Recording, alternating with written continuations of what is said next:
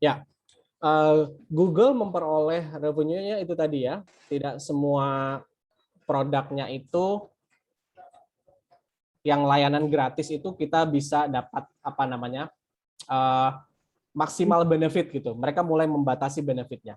Tapi sebelum itu tadi ya, karena Google ini tidak hanya menyediakan berbagai macam jenis produk saja, tapi dia juga merupakan perusahaan periklanan online terbesar juga gitu. Mereka menawarkan Google Ads namanya ya, di mana di Google Ads ini para perusahaan-perusahaan bisa beriklan sehingga ketika orang mencari sebuah keyword ya, mencari sebuah apa kata-kata kunci di Google, yang keluar perusahaan mereka dulu gitu. Kamu kalau misalkan biasanya searching, ini saya coba contoh buka ya. Di sini, misalkan kita buka di Google gitu ya, kita mau searching sesuatu tentang apa ya, misalkan ini kenapa internetnya begini? Oke, misalkan kita ketik sini ya. Misalkan saya mau cari ini ya, hotel di Jogja, misalkan gitu ya. Nah, di sini lihat yang keluar duluan dari tiket.com dan di sini ada tulisan iklan nih gitu. Kemudian di bawahnya ada booking.com, ini juga ada iklan begini. Nah, baru di bawahnya ini nggak ada iklan. Yang Traveloka, Agoda ini nggak ada iklan. Nah, mereka yang mau muncul paling awal ya kan, biar orang tuh orang kan mungkin malas searching ke bawah-bawah ya, mau cari yang di atas saja. Ini mereka harus bayar ke Google gitu. Bayarnya mereka punya rate-nya ya. Kamu tergantung ingin berapa kali view atau berapa kali klik di dalam mesin pencariannya Google gitu. Dan di sini luar biasa pendapatan Google dari mereka beriklan di sini gitu. Ini dari mesin pencariannya saja. Kemudian tadi yang email ya kan, Google Meet juga ada batasannya ya. Kalau nggak salah per saat ini Google Meet itu dibatasi yang gratisnya maksimal 100 peserta kalau nggak salah ya. Kalau lebih dari 100 mereka belum bisa atau mereka belum buka layanan premiumnya.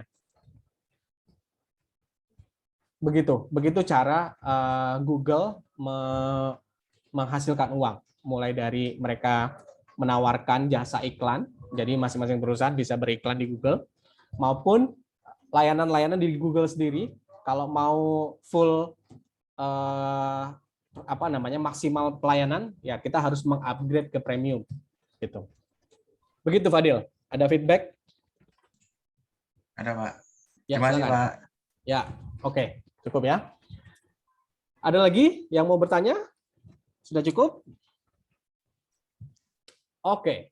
Kalau tidak ada, kita lanjut ke penjelasan bab 4. Kalau tadi kita di bab 3 belajar tentang Google. Ya. Oke, share screen saya kelihatan? Kelihatan Pak. Oke, Kelihatan, baik. Pak.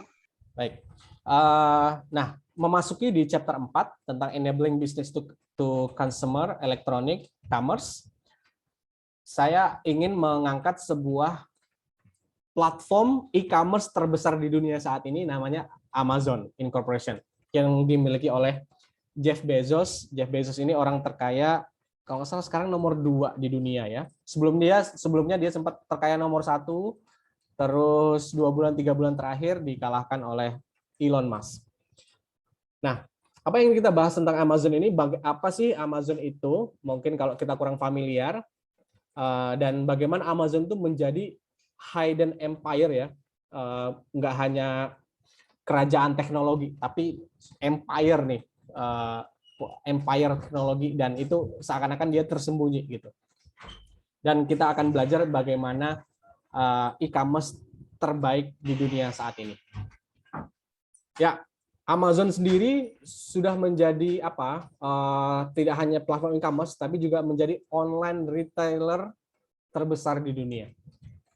Didirikan tahun 1994 oleh Jeff Bezos. Pada tahun 2011 memiliki profit atau memiliki revenue pendapatan mencapai 48 miliar US dollar.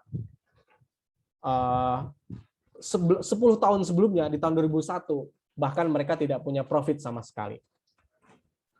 Nah, Amazon ini menjadi the hidden empire. Kenapa dia menjadi hidden empire of technology? Nah, kalau kita bisa lihat di sini, antara Facebook, Google, Apple, dan Amazon. Ya, kalau saya tanya ke kalian, di antara 4 brand ini, brand mana yang kamu ibaratnya yang paling tidak begitu terkenal di bagi kalian, ya kan? Mungkin mayoritas orang akan jawab Amazon. Gitu. Nggak begitu terkenal karena kita nggak secara langsung pakai produknya. Kalau kita belanja online kan mungkin jarang kita buka Amazon, ya kan? Karena kalau kita beli Amazon melalui Amazon nanti ongkos kirimnya mahal banget, dikirimnya dari luar gitu. Sehingga dia seolah-olah terlihat kecil gitu ya dibandingkan Google, Facebook ataupun Apple. Tapi kalau kita lihat ke bawahnya, ya kan, ternyata ada banyak sekali produknya Amazon ini yang semuanya merajai bisnis ya. Ada Amazon Kindle. Amazon Kindle ini platform untuk e-book. Jadi kamu bisa belanja buku digital. Nanti mereka ada ada alat Kindle-nya itu. Terus ada Amazon Instant Video, Amazon Prime. Amazon Prime ini seperti Disney Plus, Disney Hotstar seperti itu. Amazon juga punya sendiri. Ada Amazon Cloud, Amazon App Store, ada macam-macam. Amazon Web Service. Dan bahkan Amazon sendiri juga memiliki perusahaan-perusahaan yang ada di bawah sini. Gitu. Ada ini mungkin perusahaan mayoritas ada di Amerika ya. Dan Amazon menjadi perusahaan yang paling tumbuh paling cepat dalam sejarah internet untuk mendapatkan revenue ya, mendapatkan revenue tercepat dalam waktu 5 tahun.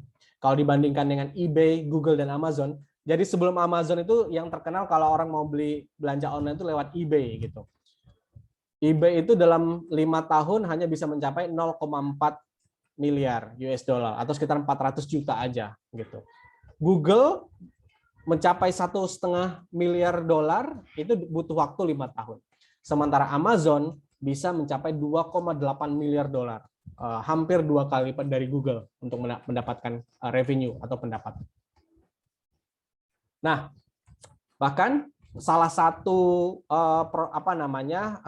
perusahaannya Amazon, anak perusahaan Amazon namanya Amazon Web Service atau biasanya disingkat AWS. Itu teknologi mereka juga dipakai oleh perusahaan digital lainnya. Salah satunya bisa kita lihat di sini Netflix. Netflix itu menyimpan storage mereka maupun servernya, server menyimpan ini ya ribuan film itu mereka pakai Amazon gitu yang menyediakan.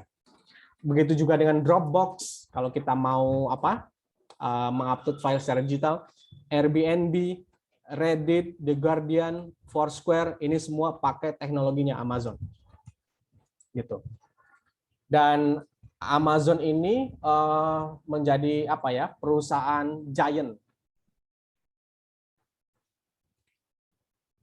Sorry, oke sebentar.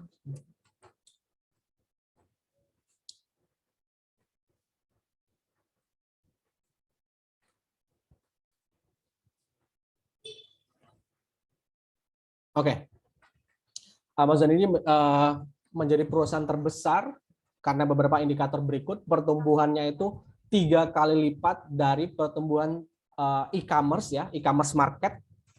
Jadi dari e-commerce market seluruh dunia itu pertumbuhan Amazon itu 3 kali lipat dibandingkan rata-rata e-commerce market.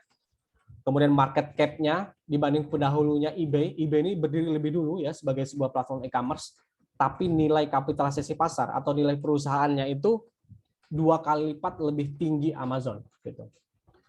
Kemudian jumlah karyawan, kita bisa lihat sini ya, itu 33.700 orang. Ini data 2011. Saat ini mungkin lebih banyak lagi. Itu 15 kali lipat dari karyawannya Facebook. Banyak sekali karyawannya Amazon. Annual revenue-nya atau pendapatan tahunannya Amazon itu 34 miliar dolar. 16% lebih banyak dibandingkan Google. Gitu. Bahkan di Amerika ada apa namanya retail ya, namanya Walmart. Walmart ini kalau di Indonesia seperti Indomaret gitu, Alfamart gitu. Itu di Amerika brand retail nomor 1 itu sebelumnya Walmart, tapi sekarang adalah Amazon. Gitu. Orang kalau mau beli ya Amazon mikirnya. Gitu. Nah, gimana sih Amazon tuh kok bisa menjadi seperti itu ya kan? Ini bermula dari visi besarnya pendirinya yang namanya adalah Jeff Bezos. Gitu. Jeff Bezos itu sejak awal dari tahun 1994 dia udah menyadari ya bahwasanya bisnis retail atau toko ya gampangnya gitu ya. Kalau dibuat dalam sebuah website atau di online kan, maka dia akan tidak memiliki batasan secara fisik terhadap sebuah apa namanya dalam mengencounter bisnis gitu. Nggak ada batasan. Nggak ada, kamu nggak harus punya apa namanya gudang berhektar-hektar ibaratnya ya. Nggak harus punya toko fisik sewa tempat di pusat kota di mana, nggak harus. Gitu. Batasan-batasan bisnis bisa dihilangkan ketika bisnismu kamu online kan. Itu dari tahun 1994. Bahkan di Indonesia sendiri mungkin yang punya internet hanya di kota-kota besar ya, ataupun orang-orang tertentu saja, nggak semua orang punya internet. Tapi Jeff Bezos sudah berpikir seperti itu. Gitu. Nah, apa 3 ide besarnya si pendirinya Amazon ini, si Jeff Bezos ini? Pertama adalah digital enables limitless inventory. Gitu. Kalau kita pakai teknologi digital, kalau kita pakai internet, itu akan kita bisa memiliki persediaan yang tidak terbatas. Gitu. Karena tadi ya kita bisa punya jutaan produk di dalam platform e-commerce kita, di dalam toko kita. Gitu. Yang kedua, digital boost customer care. Digital itu juga bisa meningkatkan gitu ya, meningkatkan layanan terhadap customer. Karena customer yang seperti kalian pakai platform digital ya, kamu bisa memberikan rate tertentu atas toko ya kan, kamu bisa bertestimoni, kirim komentar gitu. Sehingga orang yang sudah taruh tokonya di dalam toko online akan khawatir kalau nggak memberikan pelayanan terbaik gitu. Karena bisa di-review ya kan, bisa jadi viral. Dan orang kalau jadi viralnya itu viral negatif, orang nggak ada yang mau beli gitu. Maka layanan pelanggan semakin meningkat. Sama kayak kita naik Gojek ya kan, Pak Gojek akan berusaha memberikan layanan terbaik ya kan, mengantar barang secara cepat, mengantar makanan kita cepat gitu, supaya mereka bisa dapat bintang 5 gitu, bisa dapat review baik gitu, sehingga itu bisa meningkatkan customer care. Dan yang ketiga, dengan digital itu memungkinkan kita untuk memiliki high margin at lowest prices gitu. Kita bisa punya keuntungan tertinggi dengan biaya yang atau dengan harga yang serendah mungkin gitu. Karena bisa menghilangkan tadi ya, kita nggak perlu sewa toko mahal-mahal gitu, kita nggak perlu punya banyak karyawan, sehingga memungkinkan kita menjual harga yang mendapatkan laba secara maksimal tapi harganya secara minimal. Itu 3 ide besarnya Jeff Bezos. Sehingga dalam 15 tahun Amazon, sebenarnya Amazon tuh pada awalnya tuh hanya didirikan untuk penjualan buku saja. Hanya satu produk ada yang mereka jual, yaitu buku. Buku ini mereka jual secara fisik tapi pakai toko online, maupun mereka menjual berbentuk e-book atau buku digital ya kan, di tahun 1995. Berkembang 16 tahun berikutnya, di tahun 2011 mereka menjual berbagai macam jenis. Nggak hanya buku saja. Dari satu kategori menjadi 16 kategori utama. Main kategori itu berarti nanti ada di dalamnya ada kategori-kategori lagi. Dan di sini inilah tadi yang sebagai visi dia, limitless inventory ya. Orang nggak harus punya gudang yang luas gitu. Lalu apalagi yang dilakukan oleh Amazon? Amazon kemudian membuat sebuah supply chain secara digital. Jadi supply chain itu rantai pasok ya, mulai dari orang pesan ya kan. Ini juga luar biasa progresnya ya. Tahun 1995 awalnya mereka hanya punya inventory gudang itu di garasi gitu kan.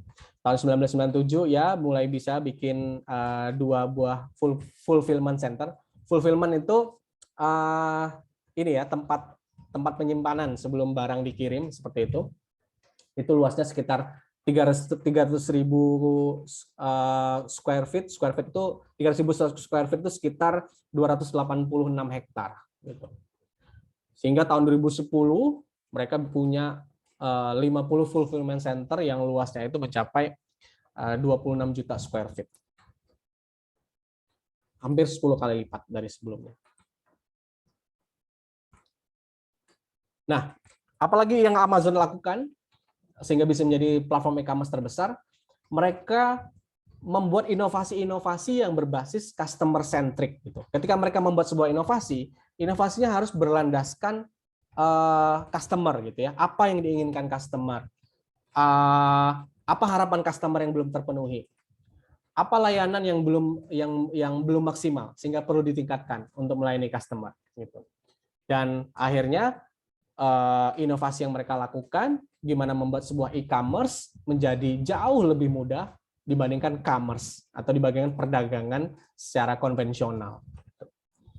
Yaitu karena berbasis customer centric ya kan, sejak awal di tahun 95 ketika dari proses ini orang menseleksi barang, kemudian memesan, kemudian sampai menerima barang ya.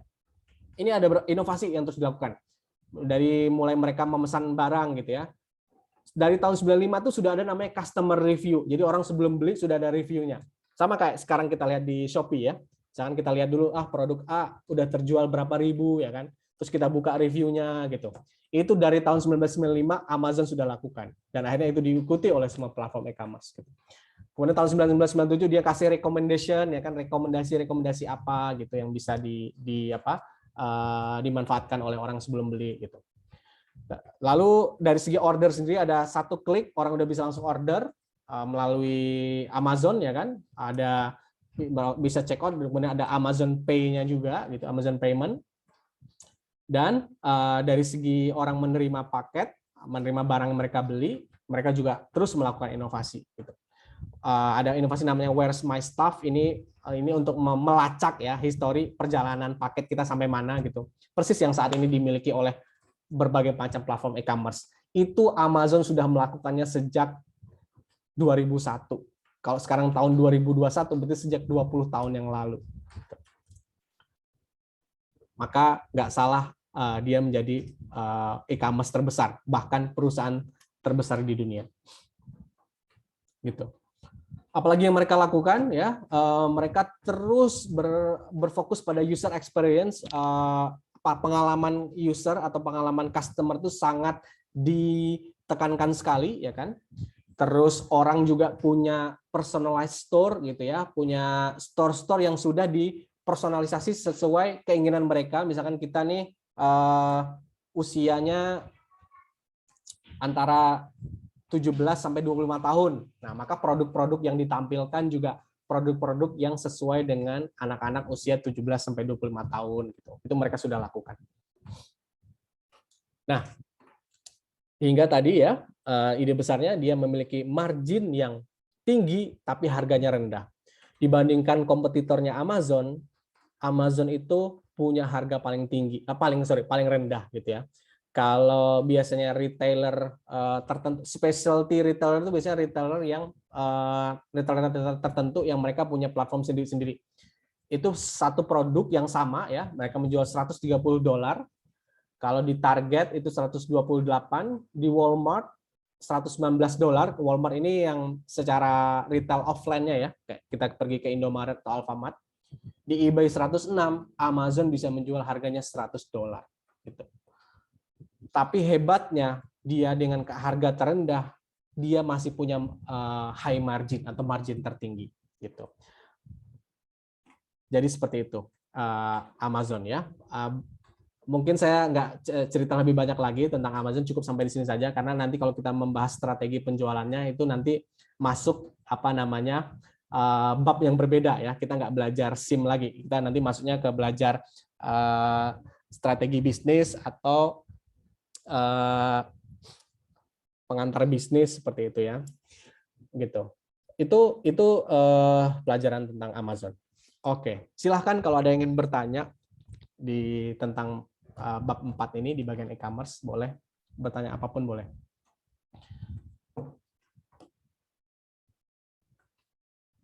Ada? Kalau ada silakan raise hand atau saya serahkan dulu ke moderator ya untuk memfasilitasi diskusinya. Silakan Prisil. Baik, Pak. Prisil boleh kasih, raise Pak hand William. biar saya pin. Ya, Pak, sebentar.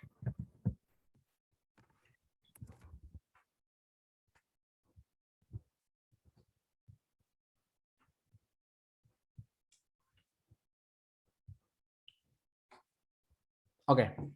Ya, silakan.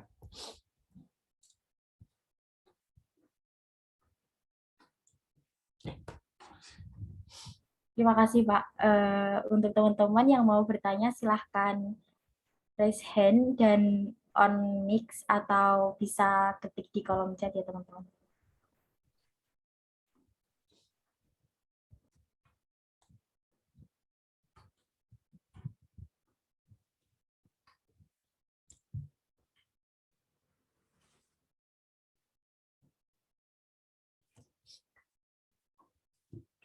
Oke, itu sudah ada satu.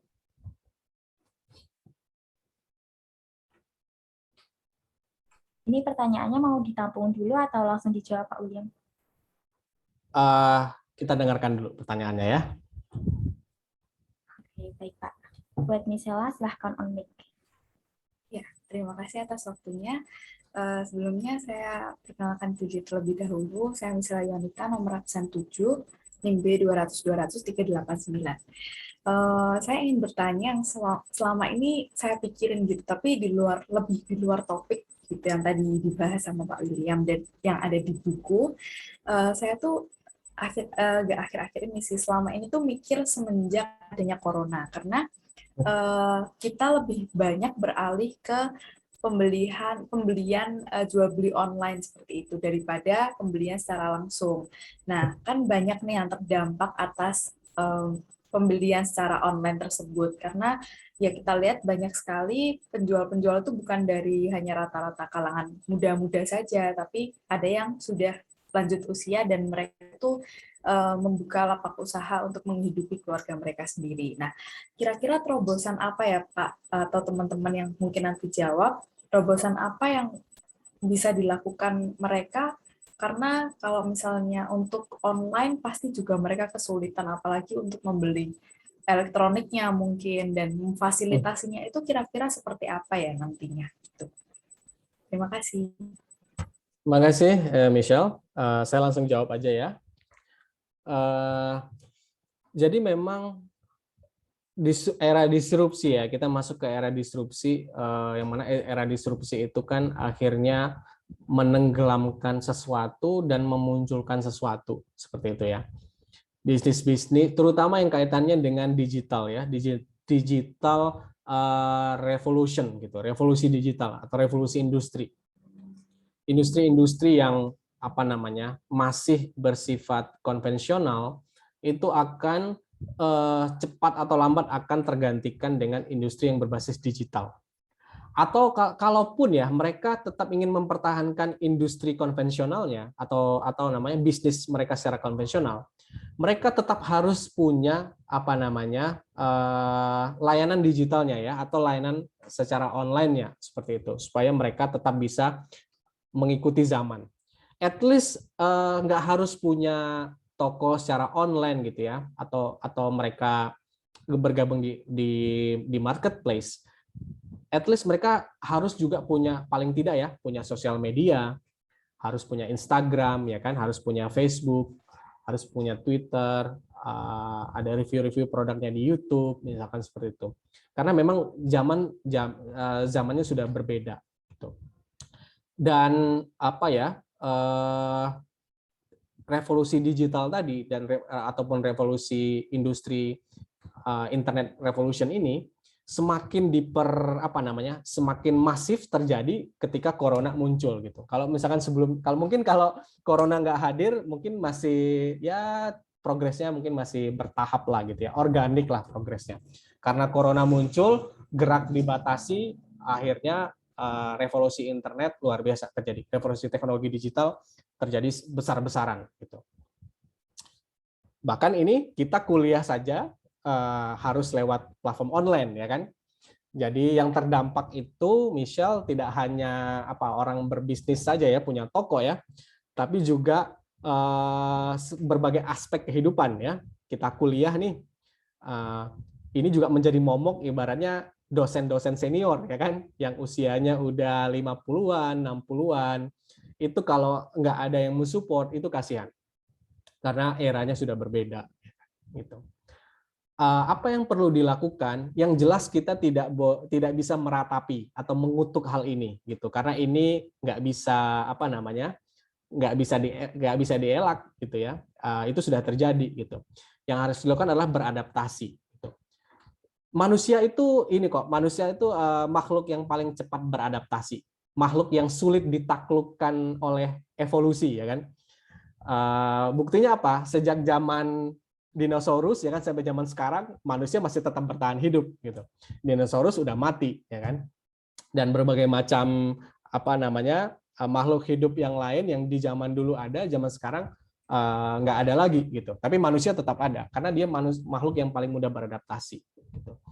Apa yang bisa kita lakukan saat ini? Mulai ada regenerasi mungkin gitu ya. Regenerasi dari orang-orang yang tadi senior ya, pilihannya opsi satu ada regenerasi. Jadi orang-orang yang tadi berjualan ya, mulai mengarahkan anaknya, cucunya, saudaranya, temannya gitu untuk pelan-pelan mengurus bisnisnya gitu. Sehingga tentunya usianya lebih muda ya, sehingga mereka pun bisa beradaptasi sama zaman dan bisa mengikuti sesuai kemauan pelanggan saat ini. Paling tidak itu tadi, punya sosial media, terus mendaftar di platform e-commerce ya. Kalau dia punya warung ya, sekarang mau nggak mau kamu harus paling nggak, kalau kamu punya bisnis makanan ya, warung, kamu harus daftar di Grab, harus daftar di Gojek, harus daftar di Shopee Food gitu. Kalau nggak kalah bersaing pasti. Gitu. Seperti itu, harus mengarahnya begitu, regenerasi. Atau yang kedua, ya kamunya sendiri mau belajar gitu, mau belajar mengurusi itu. Karena sekarang nggak hanya anak-anak muda saja ya, para orang-orang usia 40 tahun, 50 tahun founder startup digital tuh banyak sekali, ya kan? Mereka mau beradaptasi, mau belajar teknologi begitu. Matahari saja saat ini, yang misalnya kalau kita mau beli baju ya ke Matahari, mereka sudah punya Matahari Mall, biar mereka nggak kalah sama Shopee ya kan, nggak kalah sama Tokopedia gitu. Dan sekarang udah ada layanan, ibaratnya kamu bisa pesan lewat Matahari Mall. Ini saya jadi promosi Matahari ya. Ini untuk kasus saja. Kamu bisa nanti dikirim barang, misalkan pakaiannya nggak muat atau ada komplain bisa dibalikin gitu. Harus beradaptasi seperti itu teknologi. Gitu ya, Michelle? Iya, Pak. Terima kasih atas jawabannya.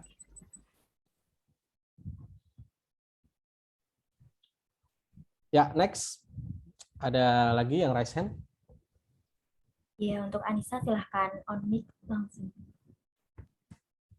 Sebelumnya saya minta maaf ya Pak karena tidak bisa on cam.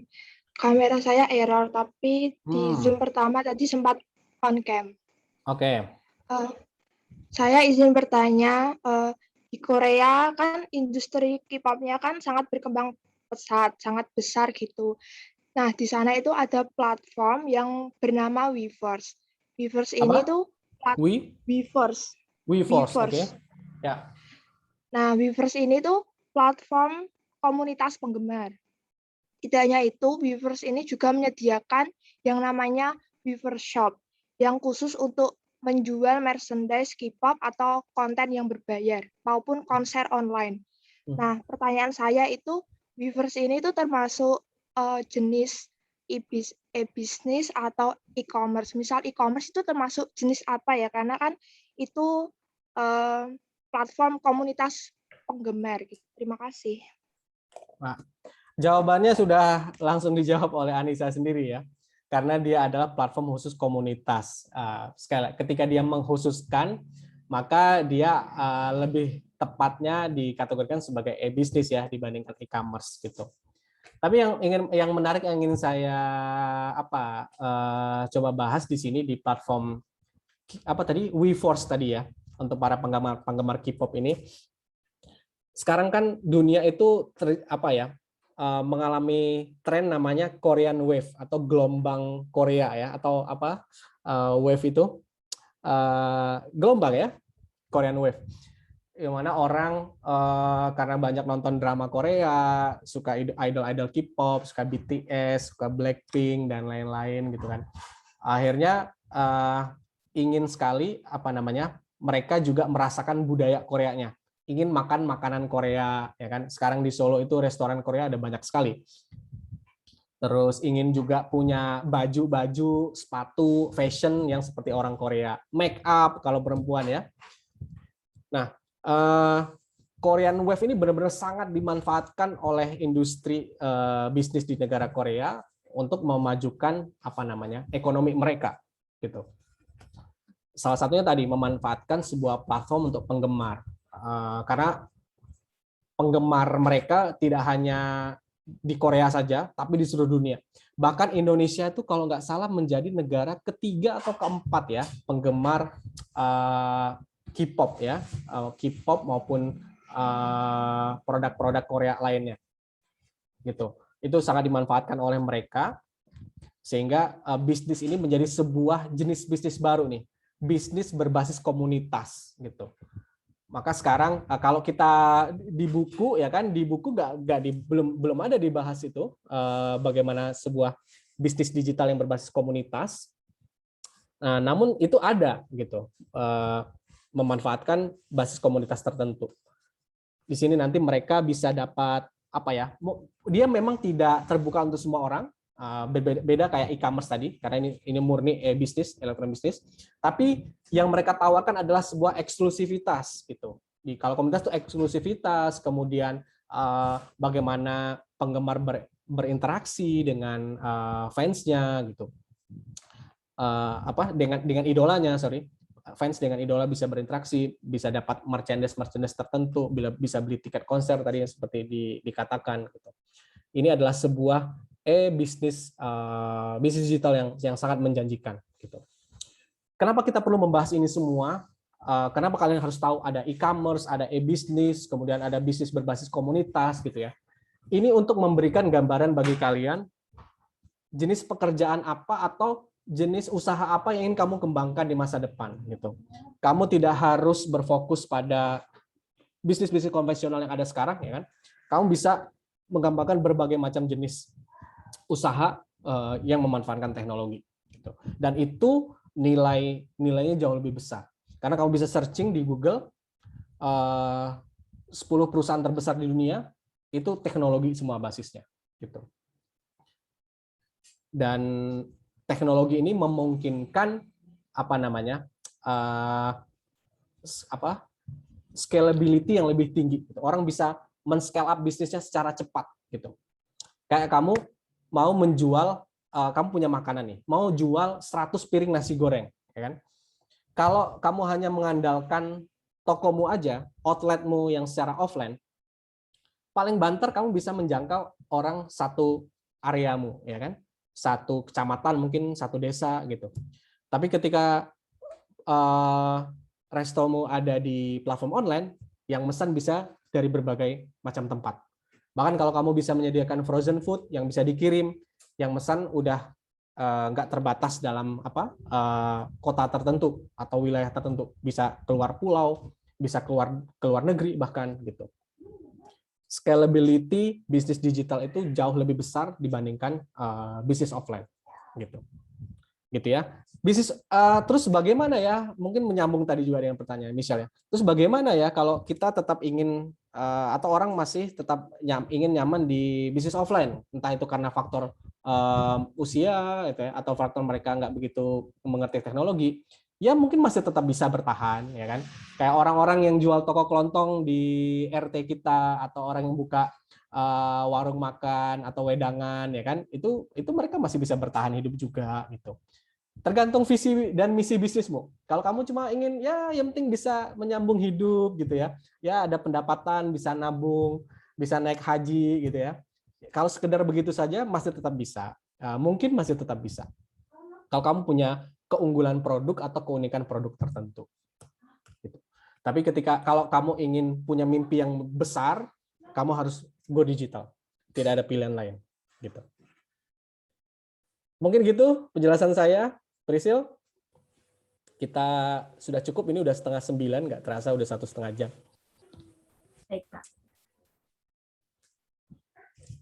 Ini langsung ditutup atau gimana, Pak?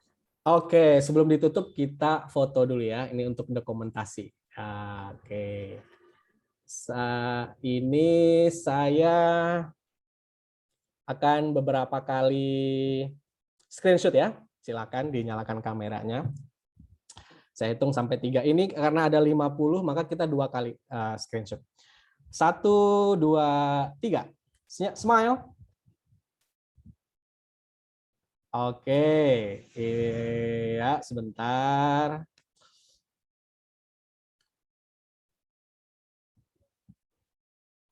Lalu yang kedua ya. Yang kedua, coba satu lagi. 1, 2, keep smile.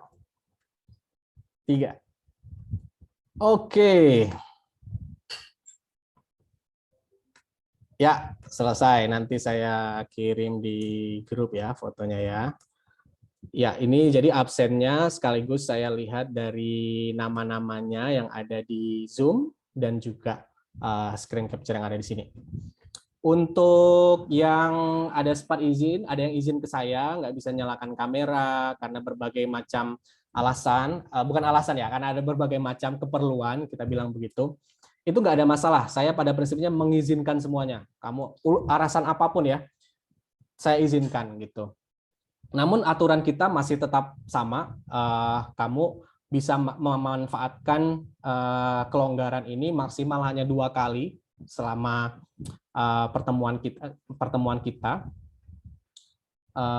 Selebihnya kamu tetap wajib hadir di Zoom dan on cam karena kita perlu buat satu aturan yang berlaku universal ya, karena kita sangat susah mengontrol kepentingan masing-masing orang gitu. Jadi kita buat aturannya yang berlaku secara universal. Begitu, terima kasih banyak atas kehadirannya. Semoga sehat selalu. Sampai ketemu lagi di minggu berikutnya. Assalamualaikum warahmatullahi wabarakatuh. Waalaikumsalam warahmatullahi wabarakatuh. Warahmatullahi wabarakatuh, Pak. Terima kasih, Pak. Terima kasih, Pak.